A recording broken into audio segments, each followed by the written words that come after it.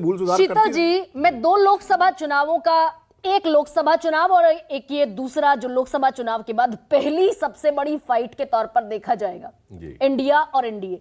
ये सारी सीटें हार जाना इत्तेफाक है भारतीय जनता पार्टी के लिए। भाई चलिए, फैजाबाद अगर हार जाते तो समझ में आता, सिर्फ एक सीट हारे, चित्रकूट हार गए, प्रतापगढ़ हार गए, सुल्तानपुर से 8 बार की मेनका गांधी सांसद जो है वो हार गई, बद्रीनाथ हार गए। ये सब कुछ कहता है क्या? और क्योंकि उत्तर प्रदेश में भी अब उपचुनाव है 10 सीटों पर, ये साफ साफ ये कह रहा है कि जो धार्मिक आधार पर राजनीति की जा रही थी, भारतीय जनता पार्टी जिसका नेतृत्व कर रही थी, कि 80% आबादी को 14% आबादी से डरा के और जो राजनीति की जा रही है और जो बहुत सफलताएं उसने दिलाई हैं, अब उसके अवसान के दिन है। अभी इन सभी जगह पर, बंगाल में लोकसभा के चुनाव में इन सभी सीटों पर भारतीय जनता पार्टी को काफ़ी अच्छे मत मिले। उसने परास्त किया था तृणमूल कांग्रेस को। इसके पहले वो सीटें भी उसी की थी, 3 इसमें से 4 में से। और इस बार कहीं वो 50,000 से हार रही, कहीं 36,000 से हार रही, कहीं 63,000 से हार रही है। और इसके बाद बाकी आप प्रदेशों में भी देख रहे हैं, बद्रीनाथ वगैरह का चूंकि जिक्र हो चुका है, मैं उसका दोबारा जिक्र नहीं करूंगा। हिमाचल प्रदेश में जो आदमी निर्दलीय वहां करीब 13,000 वोट से जीता था और फिर वो आपके साथ आ गया और मुश्किल से उसकी जान 1500 वोट से बची, जबकि लोकसभा में उसी जगह पर शायद 16 या 17,000 वोट से आगे थी बीजेपी और बाकी सारी सीटों पर आगे थी। इवन मुख्यमंत्री की पत्नी जहां जीती है वहां भी आगे थी। तो ये बताता है कि ये भी लोकसभा के चुनाव में तो उनको एक कंफ्यूजन था कि भाजपा जो है, चूंकि इतना बड़ा प्रचार था कि 400 प्लस आने वाली है, तो आप देखते थे कि हम लोग अकेले हो जाते थे स्टूडियो में जब हम ये बताते थे कि नहीं, कुछ चीजें बदल रही हैं नीचे, हम ऐसी चीजें देख रहे हैं। तो किसी को संकोच भी होता था शीतल जी, कठिनाई होती थी, कठिनाई होती थी अपनी बात को मनवाने में।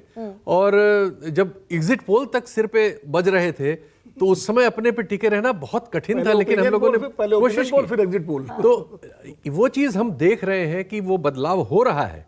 उसको कोई दर्ज न करना चाहे तो उसकी अपनी मर्जी है।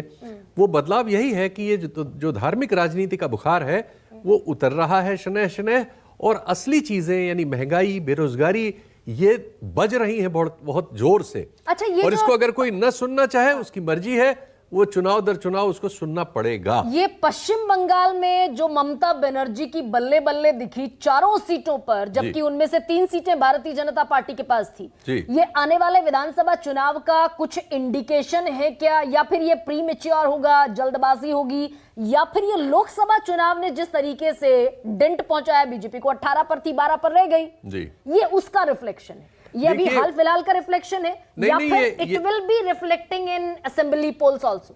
बिल्कुल बिल्कुल, अब सबको ये भरोसा हो गया कि बीजेपी भी चुनाव हार सकती है, मोदी जी वाली पार्टी भी चुनाव हार सकती है।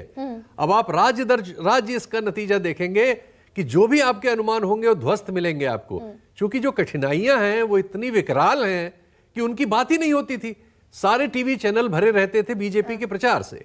ये दुर्भाग्यपूर्ण है, लेकिन ये रियलिटी है, कहना पड़ेगा। अच्छा शीतल जी, आप थैंक यू कह सकते हैं सबसे बड़ा सवाल को?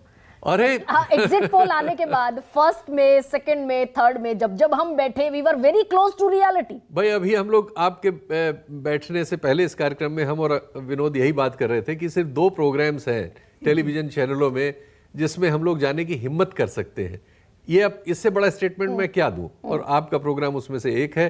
अब इससे ज्यादा मैं क्या प्रशंसा आपके मुंह पे नहीं, प्रशंसा बिल्कुल नहीं कीजिए, लेकिन हाँ, ये एक गर्व की फीलिंग जरूर है कि we were very close to the result.